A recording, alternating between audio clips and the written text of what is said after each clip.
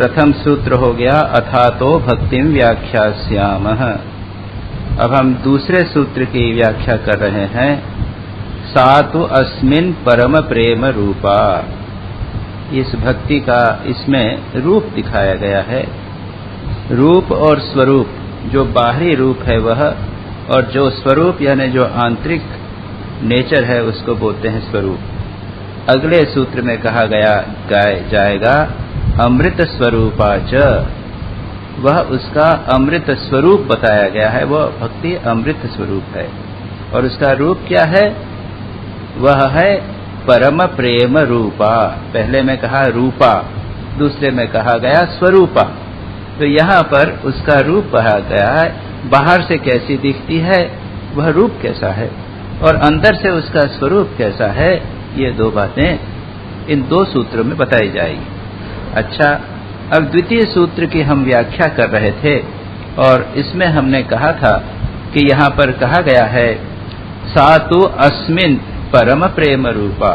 किंतु यह जो सा यानी वह फेमिनिन वर्ड है, सा अस्मिन्, अस्मिन् इसमें परम प्रेम रूपा है। और इसमें शब्द की व्याख्या करते हुए मैंने कहा था कि यह भगवान के लिए, ईश्वर के लिए, प्रभु के लिए, गॉड के लिए यहाँ पर जिस शब्द का उपयोग किया गया है वह है इसमें, अस्मिन्। यहाँ पर भगवान, गॉड, शिव, कृष्ण, दुर्गा, काली ये नाम का उपयोग नहीं किया गया, बिल्कुल नॉन सेक्टेरियन। और ये नारद इस शंका में भी पड़े कि मैं क्या कहूं इसके बारे में। उसमें मैंने फिर कहा था कि कुछ शास्त्रों में, जैसे ईशावास्य उपनिषद के शांति मंत्र में कहा गया है पूर्णम अधः पूर्णमिदम पूर्णात् पूर्णमुदच्यते, यानी पूर्णम अधः यानी यह जो बाहर हमारे पास सामने दिखाई दे रहा यह जो जगत है यह पूर्ण है, और अधः यानी वह यानी ब्रह्म, वह भी पूर्ण है। तो ब्रह्म को हम दूर बताते हैं। भगवान हमसे दूर है। कहाँ है? ऊपर है, वैकुंठ में। जब तक हम सोचते हैं कि भगवान दूर है तब तक हम अज्ञान में हैं। लेकिन यह तो बात निश्चित है कि भगवान दूर है। कहाँ है? बहुत दूर। बाद में मिलेगा, हमको दूर मिलेगा, इसलिए उसको दूरात सुदूरे ऐसा भी कहते हैं।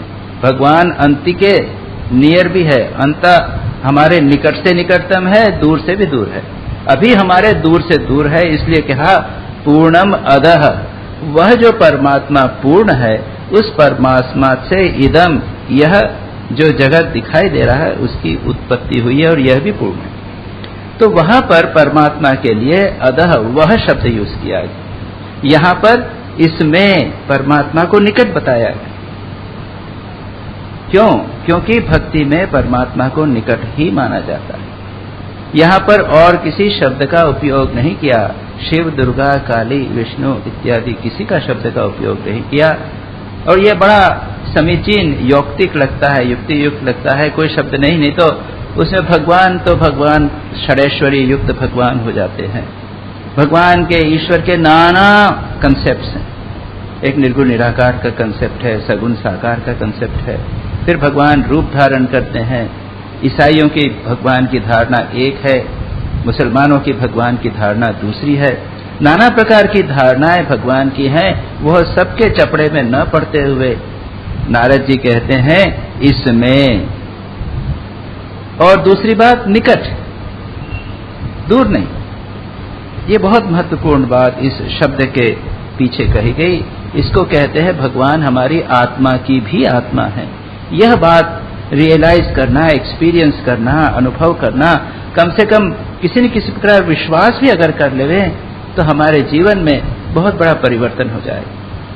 हम समझते हैं हमारे माता पिता हमको सबसे अधिक प्रेम करते हैं, या पति पत्नी एक दूसरे को बहुत अधिक प्रेम करते हैं, लेकिन भगवान हमको हमारी पत्नी माता पिता से भी अधिक प्रेम करते हैं। वह हमारे उनसे भी अधिक निकट। यह सभी शास्त्र वाले कहते। मैंने कई बार एक छोटी सी घटना का वर्णन किया है। वह है श्री रामकृष्ण के एक शिष्य बलराम बोस, गृहस्थ थे। और श्री रामकृष्ण का तो बार बार यह कथन है कि देखो भगवान को देखा जा सकता है, भगवान को इस तरह स्पष्टतर देखा जा सकता है जैसा हम एक दूसरे को देखते हैं, उससे भी निकटतर अनुभव हो सकता है। वही इसमें भगवान इतने निकट यह है, मेरे हैं, यह हो सकता है।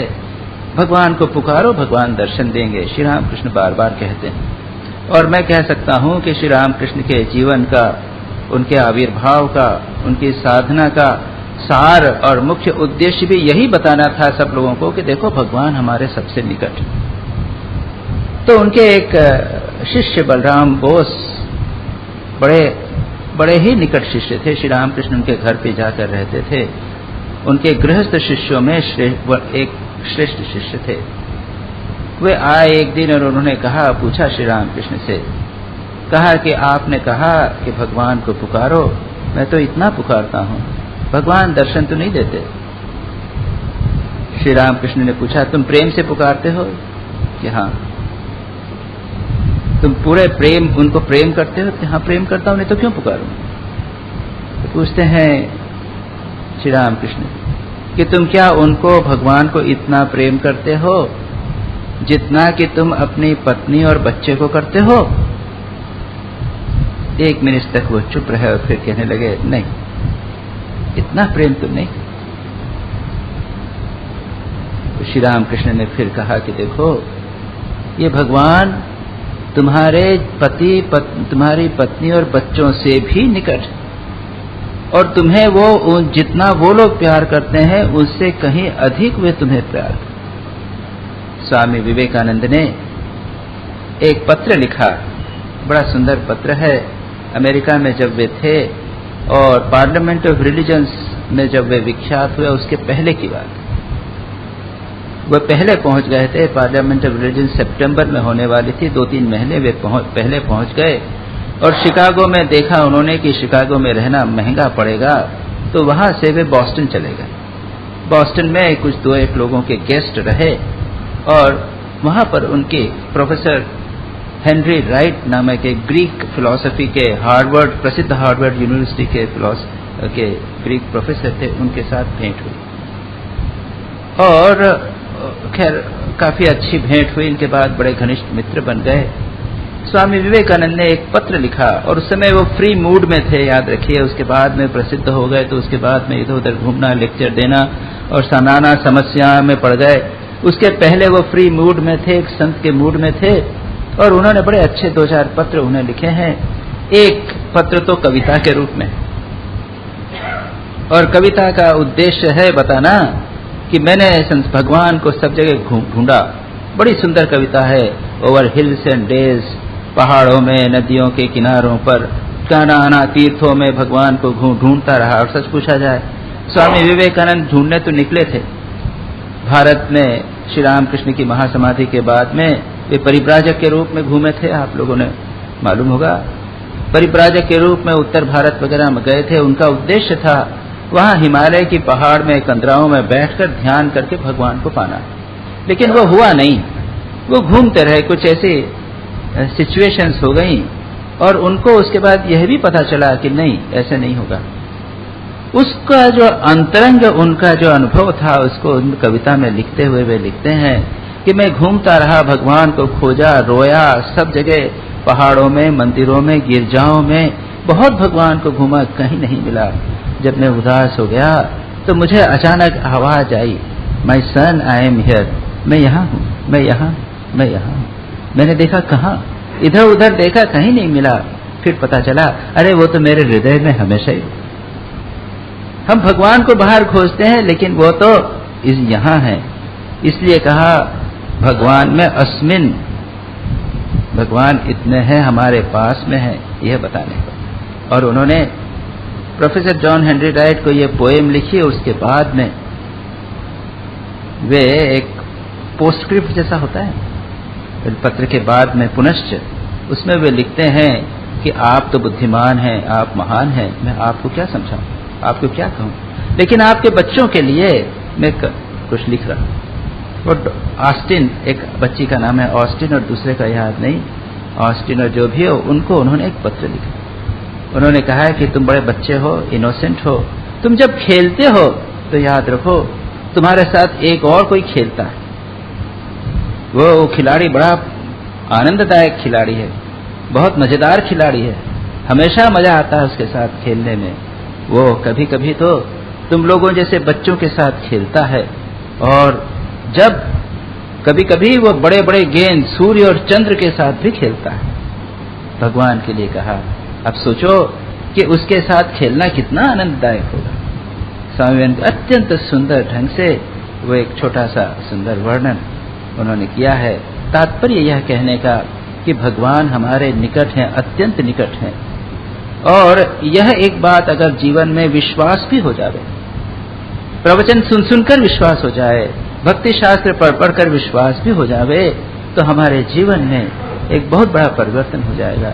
ये डिप्रेशन, एंजाइटी, टेंशन, भय, इन सब के बीच में हमें लगेगा कि कोई है जो हमें संभाल रहा है। जैसे अब मोबाइल डिस्पेंसरी पे जाते हैं, तो मोबाइल डिस्पेंसरी में एक बच्चे को टिटेनस का इंजेक्शन लगाना था, उसको चोट लग गई है।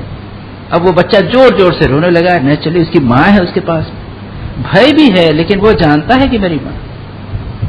हमारे जीवन में कठिनाई आएंगे, सुख दुख आएंगे, आपदाएं आएंगे, उसके बीच में हम याद रखेंगे कि भगवान है, हमारे निकट है, हमसे सबसे निकट है। इसी को बताने के लिए अस्मिन, सातो अस्मिन यह शब्द का उपयोग किया है। उसके बाद में अस्मिन, उस भगवान में, उस भगवान के प्रति परम प्रेम रूपा। भक्ति का लक्षण है परम प्रेम रूपा। अब परम प्रेम रूपा का अर्थ क्या है, इसको समझ लेना। प्रेम रूपा नहीं, परम प्रेम। थोड़ा सा इसको समझने का प्रयत्न करें। याद रखिए, नारद भक्ति सूत्र में प्रारंभिक सूत्र थोड़े, मैं कहूंगा कि उनको एक्सप्लेनेशंस की जरूरत होगी। हमेशा पातंजल योग सूत्र में भी प्रारंभिक सूत्र में विस्तार से हमें विचार करने की आवश्यकता पड़ी थी। उसके बाद में फिर बाद के सूत्र जो है वो फास्ट हो जाते हैं। इसमें यहाँ पर प्रारंभिक यह सूत्र, उसके बाद वाला सूत्र, और उसके बाद जो यह लब्धा तृप्तो भवति इत्यादि जो है उनके पर थोड़ा विस्तार से विचार करना पड़ेगा, क्योंकि भक्ति को समझना आवश्यक है। आप कह सकते हैं कि क्या आवश्यकता है, भक्ति तो प्रेम की बात है, हृदय की बात है, सब कोई कर सकते हैं, ऐसी बात नहीं। थोड़ा फिलोसॉफिकल अंडरस्टैंडिंग अगर भक्ति का होवे, दार्शनिक दृष्टि से, विचार की दृष्टि से, तो हम भक्ति को अधिक अच्छी तरह कर सकें। तो यहाँ पर कहा गया है परम प्रेम रूपा। अब प्रेम का अर्थ क्या? मैंने वो स्वामी प्रेमानंद जी की कहानी कई बार बताई है, आज उसकी पुनरावृत्ति नहीं करूंगा। सामान्यतः प्रेम को समझना इतना आसान नहीं है जितना हम समझते हैं। थोड़ा सा विचार करें, क्यों? हम लोग कहेंगे कि हम तो सब प्रेम करते हैं, परिवार के साथ प्रेम करते हैं, हस्बैंड वाइफ में, बच्चों में, माता पिता में, सब में प्रेम तो है क्या? थोड़ा सा जाएं, अंदर जाएं। प्रेम का अर्थ क्या? प्रेम का अर्थ है प्रियस्य भावम। प्रिय वस्तु कोई हो, उसके प्रति मेरा जो भाव है उसको हम कहते हैं प्रेम, है कि नहीं? अब जैसे ये फूल है, अब फूल को अगर मैं अच्छा लगा, मुझे, मैं चाहता हूं इसको, ये मुझे प्रिय लगता है, इसके प्रति क्या है? मेरा प्रेम। अंग्रेजी में उसको वो लाइकिंग कहेंगे, जो भी होगा। तो अब मेरी घड़ी है, अब मैं 10 वर्षों 15 वर्षों से काम में ले रहा हूं, बड़ी अच्छी है। मेरी फाउंटेन पेन है, मेरे और भी कुछ वस्तुएं हैं जो हम कई वर्षों से उपयोग करते करते उसके प्रति एक लाइकिंग हो गई। जो चीज हमें सुख प्रदान करती है उसके प्रति वो हमारी प्रिय हो जाती। उस प्रिय वस्तु के प्रति जो मेरा भाव है उसे मैंने कहा प्रेम, ठीक है ना? अब थोड़ा सा आगे बढ़िए। ये तो हुई फिजिकल ऑब्जेक्ट्स, भौतिक पदार्थ जो रिस्पॉन्ड नहीं करते। हमारा उसके प्रति भाव है, लेकिन उसका मेरे प्रति कोई भाव नहीं। तो एक तो हुआ फिजिकल ऑब्जेक्ट्स के प्रति। अब आप चेतन ऑब्जेक्ट्स के प्रति लीजिए। चेतन वस्तुएं जैसे अपने परिवार के पुत्र, तो पुत्र भी मुझे प्रिय है। क्यों? क्योंकि मुझे वह सुख प्रदान करता है। अब यह जो प्रियत्व है, इसको हम क्या प्रेम कह सकते हैं? मैं थोड़ा सा और गहराई में जाता हूं। बृहदारण्यक उपनिषद में कहा गया है, नवा अरे पत्यु कामाय पति प्रियो भवति, आत्मनस्तु कामाय पति प्रियो भवति। नवा अरे जायाय कामाय जाया प्रियो भवति, आत्मनस्तु कामाय जाया प्रियो भवति। नवा अरे वित्तस्य कामाय वित्तम प्रियो भवति, आत्मनस्तु कामाय वित्तम प्रियो भवति इत्यादि कई ऑब्जेक्ट्स बताए हैं। धन है, स्त्री है, पुत्र है, पति है, जितनी भी संसार की वस्तुएं हैं, वहां प्रियत्व का विश्लेषण करते हुए कहा कि कोई वस्तु उस वस्तु के लिए, पति के लिए प्रिय नहीं होता, आत्मा के लिए प्रिय होता है। अब इस आत्मा शब्द का विश्लेषण दो प्रकार से होता है। एक तो यह कि जो पत्नी या पति या पुत्र सामने है, उस पुत्र के लिए पत्र प्रिय नहीं है, लेकिन उसमें जो आत्मा है उसके लिए। एक ये एक्सप्लेनेशन। और दूसरा एक्सप्लेनेशन है, पत्नी, पुत्र, पति इत्यादि बाह्य वस्तुएं वह मेरे लिए, आत्मा यानी मेरे लिए प्रिय है। पत्नी के लिए मैं पत्नी को प्यार नहीं करता, पुत्र के लिए पुत्र को प्यार नहीं करता, मैं अपने लिए पुत्र को प्यार करता। यह प्यार जो है, यह स्वार्थ। एक एक्सप्लेनेशन शास्त्रकारों ने यह किया है कि अधिकांश प्रेम स्वार्थ है। और इसको समझाने के लिए एक बड़ा सुंदर दृष्टांत पंचदशी में ही दिया गया है, वेदांत का ग्रंथ। उसमें कहा गया है कि एक पिता बच्चे को गोद में लेके चुंबन करता है।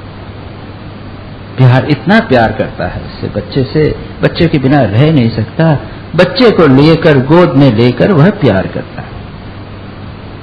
गोद में लिया और चुंबन कर रहा है। चुंबन तो कर रहा है, लेकिन हो क्या रहा है? उसके बाल की जो दाढ़ी के जो बाल हैं बढ़े हुए, वो बच्चे को चुभते हैं। बच्चा रोता है, लेकिन फिर भी वो नहीं छोड़ता।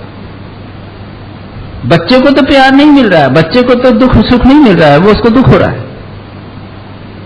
और ये व्यक्ति है, उसे खूब सुख मिल रहा है। आहा, क्या प्यार! तो ये ऐसा प्यार जो है, ये भी प्यार की संज्ञा पाता है, लेकिन ये स्वार्थी प्यार। श्रीमद् भागवत में 3 प्रकार के प्यार की बात कही गई है। एक तो जो प्यार जो स्वयं के सुख के लिए प्यार है किसी ऑब्जेक्ट के लिए, वो उस ऑब्जेक्ट जो है, व्यक्ति है, पति है या पत्नी है या पुत्र है, उसके सुख की चिंता नहीं। और आप देखेंगे अधिकांश संसार में जो प्यार है वो इस प्रकार है, वो ज्यादा दिन टिकते नहीं, सब उसका समाप्त हो जाते हैं। आप देखेंगे डाइवोर्स हो जाते हैं, या बच्चे माता पिता को छोड़ देते हैं, तंग हो जाते हैं। माता पिता वो कहते हैं कि अरे माता पिता हमारे सब ये करो वो करो, हमारी फ्रीडम नहीं, हमारा सुख की कोई सोचते नहीं है। ये सब चीजें होती रहती हैं। थोड़ा सा गहराई में जाके देखेंगे तो 90% ये संसार में सुख है, वे स्वार्थ हैं। व्यक्तिगत सुख के लिए किसी व्यक्ति को प्यार करना। दूसरा सुख भागवत में कहते हैं परस्पर एक दूसरे के प्रति सुख, यानी तुम भी सुखी मैं भी सुखी, तुम भी सुख करो, तुम भी सुखी हो मैं भी सुखी हूं, म्यूचुअल। ओके, बहुत सारे सुख जीवन में ऐसा होता है, और जहां पर है यह एक दूसरे के, उसके भी भावना को देखा, उसने अपनी भी भावना देखा। नहीं तो आप देखेंगे कई वर्षों तक पति पत्नी साथ में रहते हैं, 20-30 साल तक, उसके बाद जब झगड़ा होते हैं तो कहते हैं कि तुमने मेरे को कभी नहीं देखा, तुमने मेरी कोई भी इच्छा पूरी नहीं की, इत्यादि इत्यादि। देखेंगे ना, अब झगड़े होते रहे। लेकिन जहां पर यह म्यूचुअल अंडरस्टैंडिंग हो, दूसरा एक दूसरे उसको प्रेम करे, वो दूसरे का सुख देख, तुम भी सुखी मैं भी सुखी हूं, ये दूसरा। और तीसरा होता है जहां पर जो प्रियतम है उसका सुख देखा जाता है, स्वयं का सुख नहीं देखा जाता, और यह है उच्चतम श्रेणी का। और इसी को कहते हैं गोपियों का प्रेम में बात यह है। गोपियां कहती हैं हम नरक में जाएं, लेकिन श्री कृष्ण को किसी प्रकार का कष्ट नहीं। लगता है कि वे श्री कृष्ण के साथ में लीला कर रहे हैं तो उनको आनंद मिल रहा है, लेकिन उनका उद्देश्य है कि श्री कृष्ण को आनंद मिले। उसके 2-3 दृष्टांत मैं आपको बताता हूं। वो तो प्रसिद्ध दृष्टांत है, भगवान को जब वो द्वारका में है, अब कथा है, कथा के द्वारा बताने का प्रयत्न किया है। द्वारका में है, उनको सिर में दर्द हुआ, किस तरह ठीक नहीं हो रहा है। तो किसी ने कहा कि आप, भगवान ने कहा मेरे भक्त की रज, अगर चरण की रज मुझे लगा दे तो मैं ठीक हो जाए। अब हम तो भगवान के चरण की रज खुद लेते हैं, हम क्या भगवान को चरण की रज देंगे? वो तो पाप है, महापाप है, उसे तो नरक में जाना पड़ेगा। किसी ने नहीं दिया। तो भगवान ने कहा गोपियों के पास जाओ, देखो वहां से अगर मिल जाए मेरे भक्तों की रज। तो गोपियों ने जाते ही पूछा कि क्या हुआ? देखो श्री कृष्ण के सिर दर्द हुआ। तो ठीक नहीं हो रहा, इतनी दवाई नहीं, क्यों होगा, क्यों, क्या चाहिए? उन्होंने कहा कि किसी भक्त की रज उसके इनके चरण पे लगाना, सिर में लगाना। क्योंकि इतने भक्त तुम्हारे यहाँ, किसी ने रज, किसी की रज चढ़ नहीं, तो कि किसी ने रज नहीं दी। अरे ये लो हमारी जितनी चाहो रज ले जाओ। तो क्या, अरे भगवान के सिर में तुम्हारे चरण की रज लगाए, उनके चरण की रज हमें सिर पे लगाना चाहिए, उल्टा हो जाएगा, तुम नरक में जाओगे। देखिए नरक में जाए ना, हम लाखों नरक में जाए, हजारों वर्षों तक नरक में रहे, हमको कोई दिक्कत नहीं, उनका सिर दर्द पहले ठीक हो। दूसरा रुक्मणी का एक दृष्टांत है, अब सुना है, अब जो भी हो, रुक्मणी जी श्री कृष्ण के चरण सेवा कर रहे हैं और उनको आनंद हो रहा है। नेचुरली श्री कृष्ण का स्पर्श, श्री कृष्ण आनंद स्वरूप है, उनकी सेवा करने में आनंद हो रहा है। तत्काल उन्होंने कहा अरे मुझे आनंद क्यों होना चाहिए? मैं तो उनके आनंद के लिए सेवा कर रही हूं, उनको आनंद मिले, मुझे नहीं चाहिए। तो ये मैंने कुछ दृष्टांत दिए, अभी देखेंगे और भी कुछ लक्षण स्वामी विवेकानंद प्रेम के लक्षण बताते हैं, भक्ति के लक्षण बताते हैं, और भी शास्त्रकारों ने लक्षण बताने का प्रयत्न किया है। ये छोटी सी बात मैंने समझाने के लिए कहा कि अधिकांश प्रेम स्वार्थ से मिलित होते हैं या फिर उसके अंदर आसक्ति होती है, अटैचमेंट है। ये या तो फिर पॉजिटिव भाव होता है, माँ बच्चे को बहुत प्यार करती है, लेकिन पोजीशन, जो मेरे हमें पास साथ मेरे पास रहे, मेरे से न जावे, मैं जो कहूं वैसा करे, बहुत प्यार करती है, लेकिन उसको जैसा मैं कहूं वैसा करे, कोई फ्रीडम नहीं। या तो ये पॉजिटिवनेस हो जाती है, या फिर डिपेंडेंस भी हो जाता है, उसके बिना नहीं चलेगा। या तो पॉजिटिव नहीं है लेकिन उसके बिना नहीं चलेगा, लड़के के ऊपर डिपेंडेंट हो गए, पॉजिटिव न हुए लेकिन डिपेंडेंट हो गए, उसके ऊपर निर्भर हो गए। ये जितने प्रेम है, इनको यहां पर प्रेम की संज्ञा नहीं। एरिक फ्रॉम नामक एक फेमस सोशियोलॉजिस्ट हो गए हैं, सोशियो साइकोलॉजिस्ट। उन्होंने कई किताबें लिखी हैं, अब किताब का नाम याद नहीं कि जिसमें उन्होंने कैसा लिखा है। उन्होंने ये प्रेम को एनालाइज किया है, उसमें कहा है कि ये कई प्रकार की समस्याएं होती हैं, लेकिन जो सच्चा प्रेम होता है उसमें और भी कुछ लक्षण होते हैं। वह क्या है? अपने प्रियतम की इंडिपेंडेंस को स्वीकार करता है, उसके टेम्परामेंट के अनुसार उसको मदद करता है, कहीं पॉजिटिवनेस नहीं होती। इस प्रकार के कुछ लक्षण वहां पर बताएं, और ये हमें श्री रामकृष्ण के जीवन में भी प्राप्त हुए। इसीलिए श्री रामकृष्ण को देखकर सब लोगों को लगता था कि हमें सबसे अधिक प्रेम करो। स्वामी प्रेमानंद जी कहते थे, अपनी मां को उन्होंने कहा कि अरे तुम हमको क्या प्रेम करोगी, श्री रामकृष्ण का प्रेम तुम्हारे प्रेम से 1000-100 गुना अधिक है। तो मां, उन्होंने कहा अरे क्या कहता है रे, मैं तेरी मां हूं। तो क्या, हाँ। एक कहानी है, दृष्टांत है, किस प्रकार से प्रेम में अनासक्ति भी हो सकती है। इस प्रकार की घटना है, मैंने संभवतः कुछ लोगों ने कहानी सुनी होगी ये, कि एक व्यक्ति को बूढ़ी उम्र में एक पुत्र प्राप्त हुआ, बड़ा आसक्त उससे, दिन रात उस पुत्र की सेवा करते रहे, उसके बिना एक क्षण भी न रहे, रात दिन सेवा, लोग कहेंगे अरे कैसा आसक्त, कैसा आसक्त। स्कूल जाए तो हमेशा पीछे पीछे जाए, स्कूल में वेट करता रहे, देखता है वो ठीक है कि नहीं है इत्यादि। अंत में उसको बड़ा हो गया, 12-15 वर्ष का, और उसके मृत्यु का समय, कोई बीमारी हो गई, मृत्यु हो गया। जी जान से उसने सेवा की, और उसके बाद में अंत समय जब आया तब वो पिता कहते हैं बेटा तेरे को मेरे साथ में रहा इतने साल, कुछ कष्ट तो नहीं हुआ? तो कहते नहीं पिताजी, अगला जन्म भी अगर कभी मिले तो आपके पुत्र के रूप में ही मैं जन्मूं इत्यादि, और उसकी मृत्यु हो गई। लोगों ने समझा कि अब तो ये पागल हो जाएगा बूढ़ा, लेकिन कुछ नहीं हुआ, जैसा सामान्य जीवन व्यतीत करता रहा वैसा। अब ऐसी सिचुएशन, इंटेंस आसक्ति अपैरेंटली, लेकिन केवल उसके सुख के लिए, स्वयं दुख उठाया, और उसके बाद में मरने के बाद में किसी प्रकार की आसक्ति नहीं रही। ये प्रेम के कुछ लक्षण हम मान सकते हैं। अब जैसे स्वामी अखंडानंद जी सरस्वती ने अपनी पुस्तक में इसी पर व्याख्या करते हुए प्रेम के कुछ लक्षण बताए।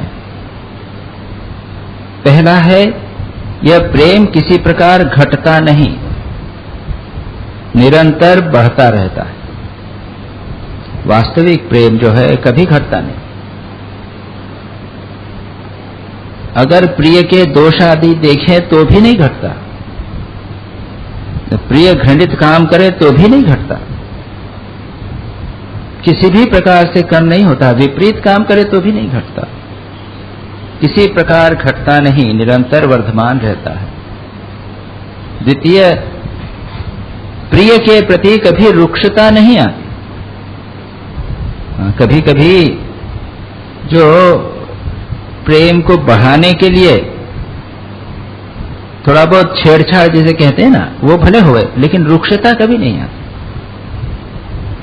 ये गोपियों का प्रेम, श्री कृष्ण का, राधा का प्रेम, इनमें ये सारी बातों का वर्णन है।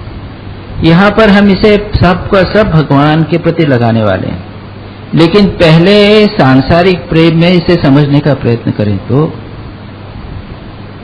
प्रेम क्या है, इसके बाद में कहेंगे परम प्रेम। तो फिर कहते हैं प्रिय के प्रति रुक्षता नहीं आती। तीसरी बात, पूर्ण चंद्र के समान पूर्ण होने पर भी कुछ वक्रता, जैसे कहना कभी चंद्र थोड़ा वक्र हो गया, आधा हो गया, वो एपरेंट जैसे कहते हैं, छेड़छाड़ इत्यादि।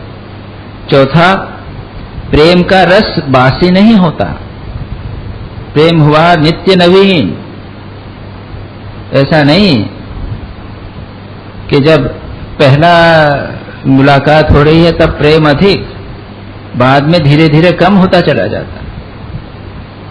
हमारे पिताजी कहते थे, जो लोग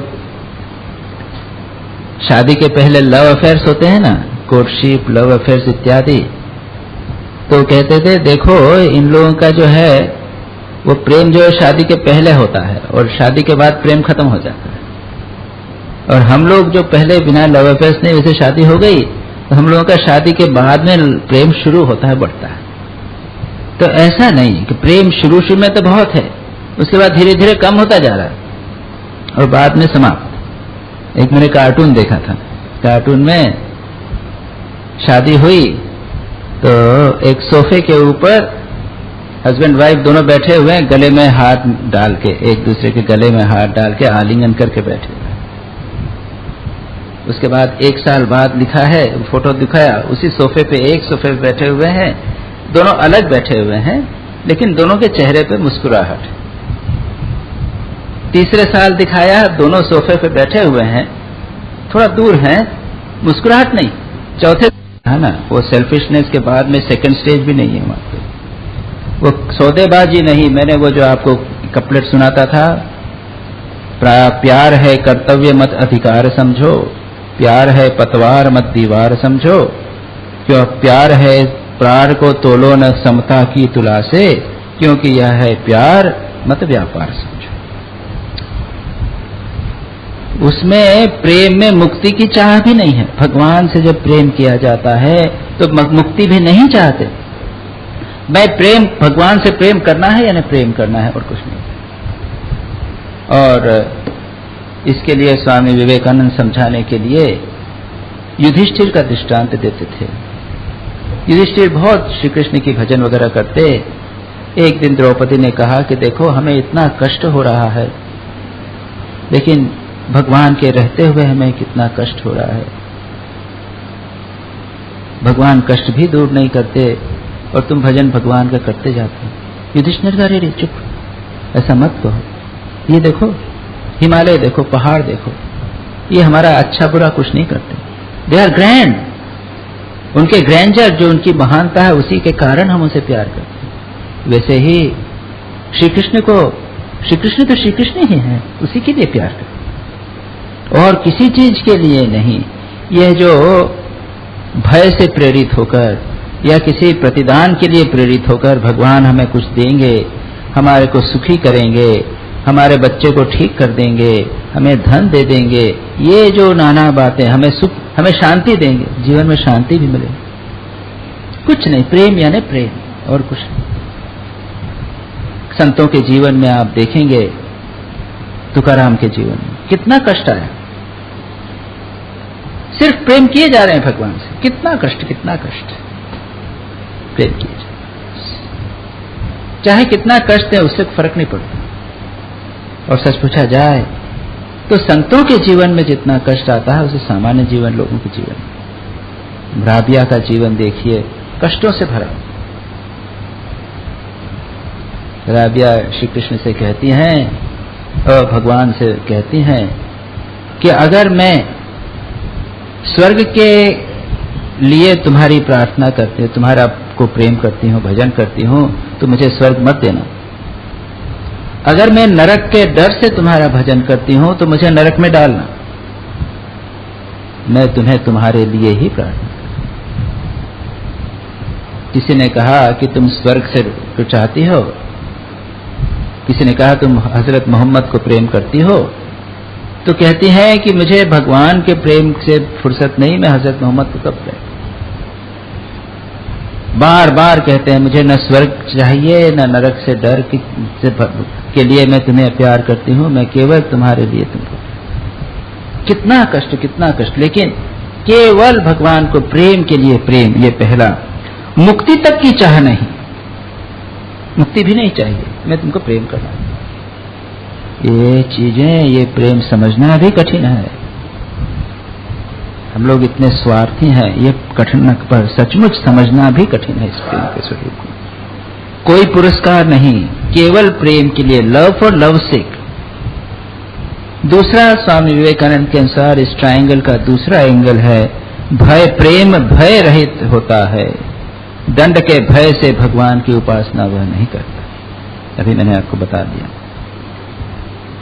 स्वामी विवेकानंद समझाने के लिए कहते हैं कि माँ, एक माँ अगर बच्चे को शेर उसको खाने के लिए आ जावे तो बच्ची माँ क्या करेगी? अभी तो इतनी डर रही है कि वो घर में कमरे में अगर चूहा भी आ जाए तो चिल्ला के वो चिल्ला उठेगी, इतनी डरपोक, जानते ना, चिल्ला के वो कुर्सी पे खड़ी हो जाएगी, बचाओ बचाओ चिल्लाएगी। लेकिन अगर गोद में बच्चा होवे और शेर अगर आ जाए तो क्या करेगी? तो गोद में बच्चे की रक्षा करेगी, अपने को अपना बलिदान करती। जहां वास्तविक प्रेम होता है वहां भय नहीं होता, भय चला जाता है। याद रखिए, हम जितना संसार अपना स्वार्थी बनेंगे, हमारे भय क्यों होता है? क्योंकि हम स्वार्थी हैं, हम सेल्फ सेंटर्ड हैं। संसार हमको लगता है कि संसार पराया है और इसलिए हमको दुनिया से डर लगता है। लेकिन अगर हम यह समझ लें कि संसार भी मेरा है, अगर प्रेम हो जावे तो ये भय चला जाए। तीसरा है, प्रेम में किसी कोई प्रतिबंधी नहीं होता। There is no rival in love. गोपियां ये नहीं कहती कि मैं अकेली श्री कृष्ण को प्रेम करूंगी, दूसरी गोपी नहीं प्रेम कर सकती। कोई देयर इज नो राइवलरी। ये जो राइवलरी इत्यादि हैं ये वहां पे नहीं है। प्रेमी के लिए प्रेम का पात्र ही सर्वोच्च होता है, सर्वोत्कृष्ट आदर्श भी होता है, और इसी को ईश्वर कहते हैं। और उसके बाद स्वामी विवेकानंद कहते हैं कि जिसे हम परम प्रेम कहेंगे ईश्वर के प्रति, उसकी परिणति क्या होती है? ईश्वर प्रेम विश्व प्रेम में परिणमित हो जाता है। हम पहले व्यक्ति में, पहले एक ईश्वर में प्रेम करते हैं, और अगर हम ठीक ठीक ईश्वर में प्रेम करेंगे तो संसार के समस्त प्राणियों को प्रेम करने लगेंगे। इसीलिए हम देखते हैं कि संतों को, वो संत किसी व्यक्ति विशेष को प्यार नहीं करते, केवल भगवान को प्यार करते हैं, लेकिन लोगों को ये लगता है कि ये मुझे सबसे अधिक प्यार करते। हमें ये अनुभव है हमारे गुरुदेव का, और श्री रामकृष्ण के पास जो आते थे उनको भी लगता था कि हमें सबसे अच्छा प्यार, अधिक प्यार करते। सबको यही लगता है। मैं तो अपने गुरुदेव की बात कहता हूं, मुझे लगता था कि ये बहुत अधिक मुझे प्यार करते। दूसरे व्यक्ति ने भी कहा यह मुझे बहुत अधिक प्यार करते। तो क्या वे किसको अधिक प्यार करते? वे किसी को नहीं प्यार करते थे, वे तो भगवान को प्यार करते थे। और क्योंकि भगवान हमारी अंतरात्मा है, इसलिए हमें लगता था कि ये हमें सबसे अच्छा प्यार, अधिक प्यार करते। इसलिए अगर संसार को प्यार करना है, सबको प्यार करना है, तो इसका सर्वश्रेष्ठ उपाय है भगवान को प्यार करना। आप देखेंगे ऑटोमेटिकली आप सभी को प्रेम कर सकेंगे, और अंत में व्यक्ति सभी के भीतर परमात्मा को, प्रियतम को देखने लग जाता है। जब मन इतना कलर्ड हो जाता है तो सब तरफ प्रियतम को देखने लग जाता है। स्वामी विवेकानंद के अनुसार यह है triangle of love. Shrimad Bhagavat में इसी बात को कहा गया है, और यह श्लोक स्वामी रंगनाथानंद जी महाराज, हमारे प्रेसिडेंट महाराज का बहुत प्रिय है।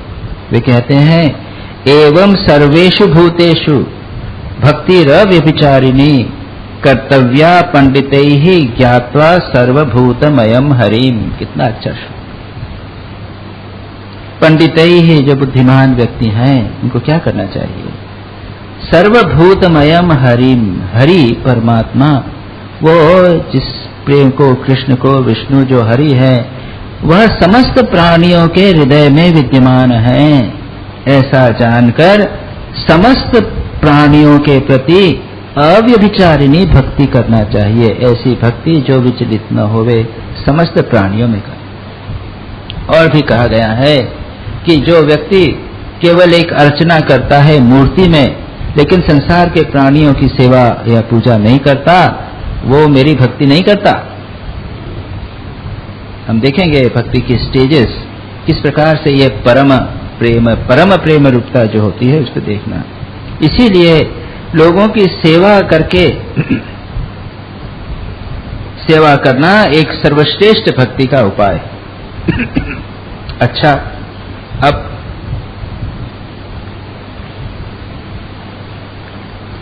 ऐसा पराभक्ति जैसे सातु, अब आगे देखें, सातु परम प्रेम रूप का कहा गया।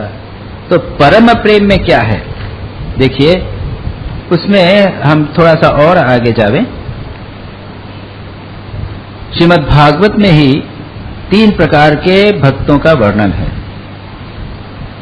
अधम भक्त जो है वो क्या है? केवल प्रतिमा आदि की उपासना करते। मंदिर में गए, प्रतिमा की उपासना कर दी, और अन्य लोगों की नहीं, अन्य ज्यादा से ज्यादा अपने गुरु की पूजा कर दी, यानी भगवान की मूर्ति इत्यादि की उपासना पूजा कर दी, बस उससे संतुष्ट। दूसरे हैं, दूसरे मध्यम श्रेणी के भक्त क्या हैं? ईश्वर से प्रेम करेंगे, ठीक है। जो भक्त हैं उनसे मित्रता होगी। उनमें 4 बातें: ईश्वर से प्रेम, भक्तों से मित्रता, जो अतिथि आ गए उन पर कृपा कर दी, जो अज्ञानी हैं उन पर कृपा, और जो विद्वेषी हैं, जो दुष्ट व्यक्ति हैं, उनके विरोधी हैं, उनकी उपेक्षा, उनसे झगड़ा नहीं। ये हुए सेकंड कैटेगरी के। और उत्तम कैटेगरी के हैं भक्त समस्त लोगों में भगवान का दर्शन, समस्त लोगों में भगवान का करेंगे, न तो उपेक्षा द्वेष कहीं नहीं, सभी की उपासना सेवा। अभी कुछ दिन पहले ही मैंने एक सीडी देखी, मराठी में है, संत तुकाराम की, मैं मंगवाने की कोशिश कर रहा हूं उसको, संत तुकाराम की, अगर आप चाहेंगे तो आपको कभी दिखाएंगे यहाँ पे। उसमें उनकी गरीबी का वर्णन, उनका कष्ट का वर्णन, और उनका सबके प्रति प्रेम का, किसी के प्रति द्वेष नहीं, इतना सुंदर वर्णन है। मैंने सुना है कि उसको इंटरनेशनल अवार्ड भी मिला है कुछ वो। तो संतों के जीवन में किसी भी प्रकार का द्वेष नहीं होता, सभी जगह भगवान को देखते हैं। यह हुआ पराभक्ति का लक्ष्य। स तो अस्मिन परम प्रेम रूपा, मैंने पहले प्रेम का विश्लेषण किया और उसके बाद में परम प्रेम, जब प्रेम भगवान को सर्वत्र देखते हुए संसार के समस्त प्राणियों के प्रति सेवा का भाव, प्रेम का भाव होता है, उसको हम परम प्रेम रूपा कहेंगे। अब परम प्रेम का थोड़ा सा रिवाइज करें, उसकी ग्रेडेशंस क्या होंगी, कैसे प्राप्त होगी भक्ति। अचानक भक्ति नहीं होगी, भक्ति को हमने विश्लेषण करके देखा, अब उद्देश्य है उसे प्राप्त करना, तो स्टेजेस के रूप में देखें। हम पहले प्रारंभ करते हैं भगवान के प्रति प्रेम, तो वह होता है सकाम भक्ति के रूप में। हम भगवान से प्रार्थना करते हैं, प्रभु धन दो, पुत्र को ठीक कर दो, कई प्रकार की समस्याएं, शांति दो, इत्यादि इत्यादि। कोई चाहता है ज्ञान, भक्ति, विवेक, वैराग्य, कुछ चाहता तो है ना, फिर भी चाह रहा है, मुक्ति चाहता है। प्रभु मुझे पवित्र कर दो, मेरे दोष हैं उनको दूर कर दो। यहाँ भी एक कुछ तो चाहना है, एक इंफीरियर चाह है, सुपीरियर चाह है। अगर कुछ चाहना है, धन चाहना है, तो किसी धनी व्यक्ति या मिनिस्टर के पास जाने के बदले भगवान को पुकारो ना भाई, वो ठीक है, प्रारंभ करो। एक हुआ सकाम भक्ति, उसके बाद में निष्काम भक्ति, उसके बाद में भगवान को हम प्यार करते हैं, हमारी सर्वश्रेष्ठ वस्तु उनको ऑफर करते हैं। आप देखेंगे मंदिरों को बहुत सजाया जाता है, खूब धन देते हैं, धन को प्यार करते हैं, धन देते हैं, जो सबसे प्रिय वस्तु है उसको प्यार देने का प्रयत्न करते हैं।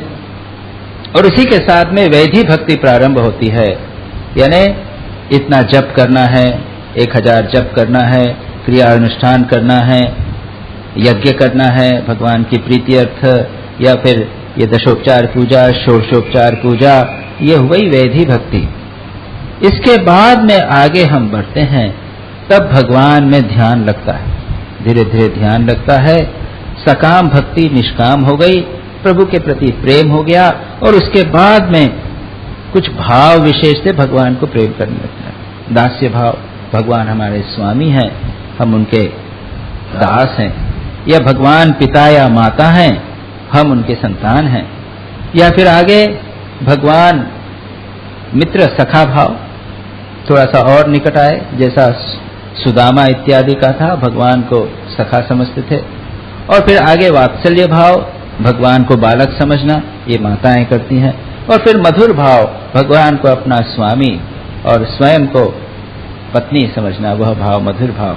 ये भाव जो है वो जिसे कहते हैं वैधि भक्ति के बाद में प्रेमा भक्ति आती है, और इस प्रेमा भक्ति की पराकाष्ठा को हम परम प्रेम रूपा भक्ति कहेंगे।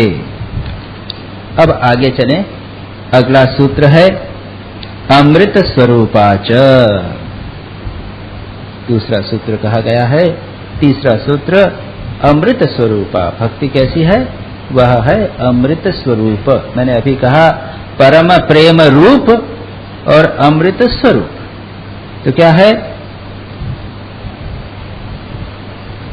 प्रश्न उठ सकता है यहाँ संबंध, जैसे एक सूत्र के बाद दूसरे में संबंध होता है, वैसे यहाँ पर संबंध है कि अच्छा देखिए, संसार में जितने प्रेम हैं उनकी तो समस्या है, विरह की समस्या है, आसक्ति की समस्या है, प्रतिक्रिया की समस्या है, रिएक्शंस होते हैं, या फिर दुख। अंत में जहां भी आसक्ति होगी, दुख होगी, संसार में प्रेमी जितने लोग हैं वो कष्ट ही पाते हैं। एक भजन, बचपन भजन क्या गाना सुनते थे हम, ना करे इतना प्यार पंछी ना करे इतना पार, ये प्यार है दुख का हार, लाखों मर गए प्यार के मारे इत्यादि इत्यादि। तो इस प्रेम में तो दुख ही दुख है। तो ये सांसारिक प्रेम की तरह इस प्रेम में प्रतिक्रिया होगी, आसक्ति होगी, परिणाम में दुख होगा, विरह होगा। इसका उत्तर में कहते हैं भक्ति में ऐसा नहीं है, वह है अमृत स्वरूपा। भक्ति में किसी भी प्रकार से उसका स्वरूप ही अमृत स्वरूप। जैसे आप स्वरूप बताया तो कैसे स्वरूप, जैसे एक हार बनाया आपने, हार बनाया, कुंडल बनाया, हाथ में ब्रेसलेट या हार सोने का, तो उसका रूप क्या है? कुंडल या फिर हार, ये तो रूप हुआ। स्वरूप क्या है? सोना। तो भक्ति प्रेम रूपा है, एपरेंटली बाहर रूप, लेकिन अंदर उसका स्वरूप है अमृत। अगर अमृत नहीं हो तो वो भक्ति नहीं। अगर जहर हो, अगर मिलावट हो, किरकिराहट हो, अपवित्रता हो, तो वो प्रेम नहीं, भक्ति नहीं। तो कहते हैं अमृत। अब थोड़ा सा अमृत के बारे में देखें। यहां पर अमृत शब्द का क्या अर्थ है देखें। हमने और भी इसमें उद्धव गीता के पाठ में भी हमने अमृत शब्द की थोड़ी सी विवेचना व्याख्या की थी, यहां भी देखने का प्रयत्न करें। एक तो है फिजिकल अमृत, जो कहते हैं चंद्रमा से गिरता है। पूर्णिमा के दिन चंद्रमा से अमृत झरता है और जड़ी बूटियों में आता है, वनस्पति में, और उसके बाद उसको आप खाएं तो शरीर आपका सबल होता है। मध्य प्रदेश में चित्रकूट नामक स्थान है, आप लोगों ने नाम सुना होगा। तो चित्रकूट में एक पर्वत है, कामतगिरी एक गिरी है, उस पे जड़ी बूटियां बहुत हैं। चित्रकूट में काफी जंगल भी हैं, और एक किसी ने, चरक ने या किसी ने एक आयुर्वेद वहां पर एक विश्वविद्यालय जैसा प्रारंभ किया है रिसर्च इत्यादि के लिए।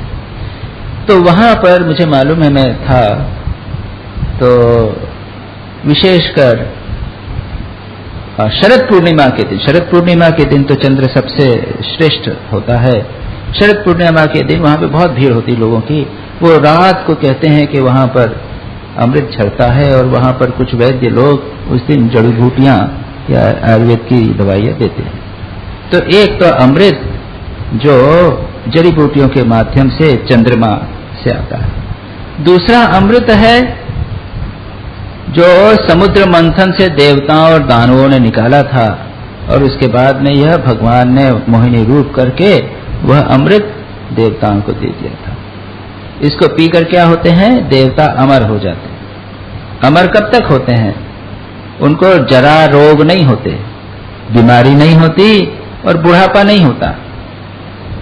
लेकिन जब तक पुण्य होता है तब तक स्वर्ग में भोग करते हैं, उसके बाद पुण्य खत्म होते ही डाउन। मृत्यु जैसी मृत्यु नहीं होती उनकी, जैसी हमारी मृत्यु। जरा रोग मृत्यु नहीं, क्योंकि उन्होंने अमृत पिया।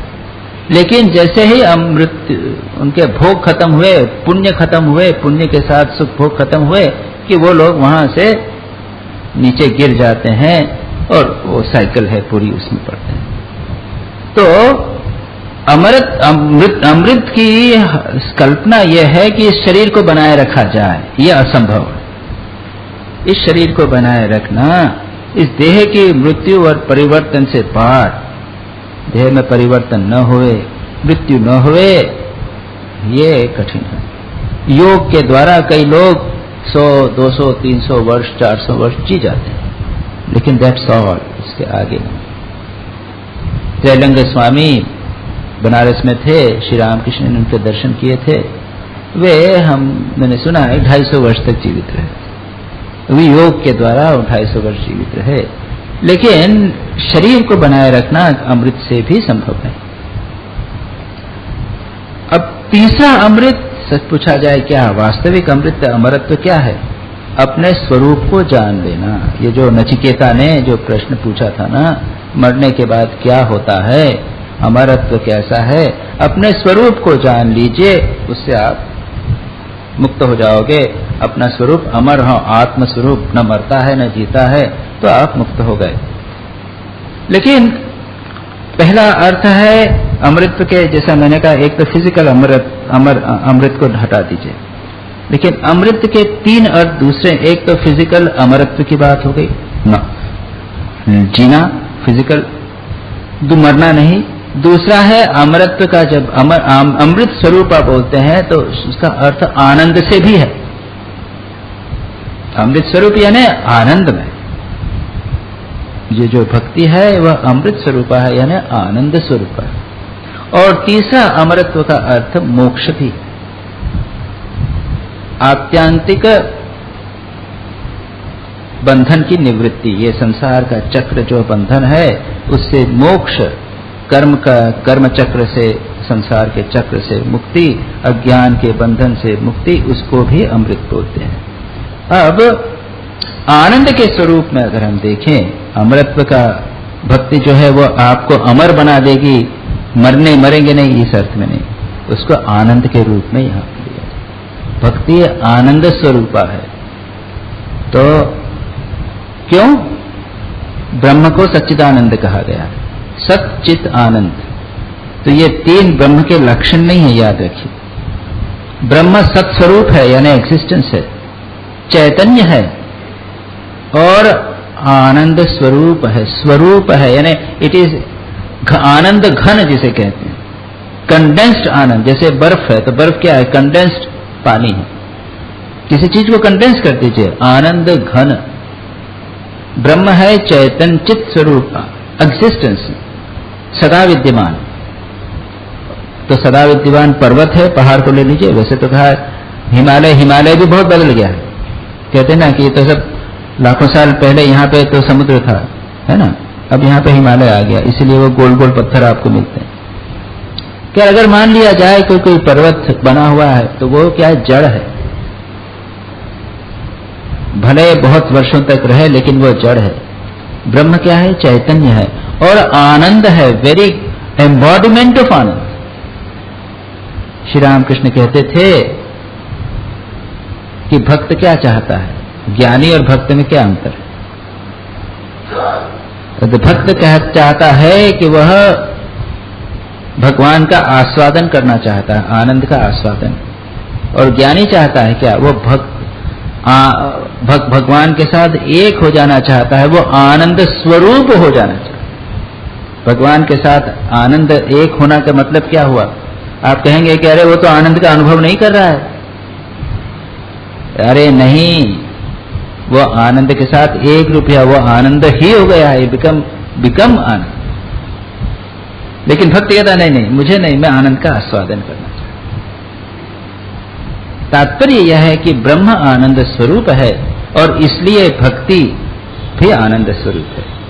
मधु ब्राह्मण, जो बृहदारण्यक उपनिषद में एक मधु ब्राह्मण करके है, वहां पर सब कुछ मधु कहा है। यह जो है वो पृथ्वी मधु है, यह आकाश मधु है, यह जल मधु है, आत्मा मधु है, यानी सब के सब आनंद स्वरूप। भक्ति में, भक्ति शास्त्र में अलवर, आपने नाम सुना होगा, वैष्णव संत दक्षिण भारत के अलवर शब्द का अर्थ का शब्द ही है जो अर्थ है जो आनंद में निमग्न होवे। और वे लोग भगवान को जो नाम देते हैं आरा व मुड़ा, उसका भी अर्थ है जो अनंत अमृत स्वरूप है वह भगवान।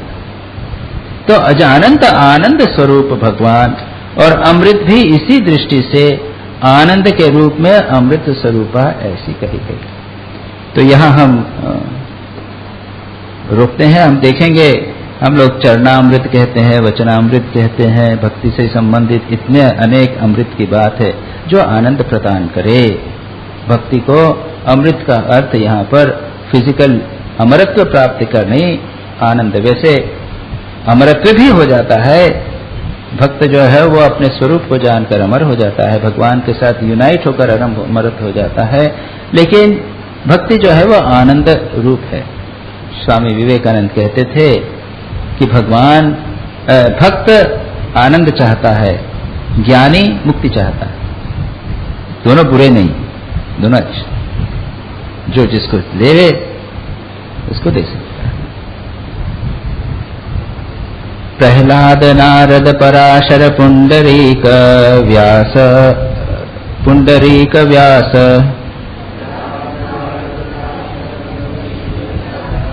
अम्बरीश कुशुक शौनक भीष्म दाल्भ्यान् रुक्मांगदार्जुन वशिष्ठ विभीषणादीन् एतानहं परम भागवतान् नमामि।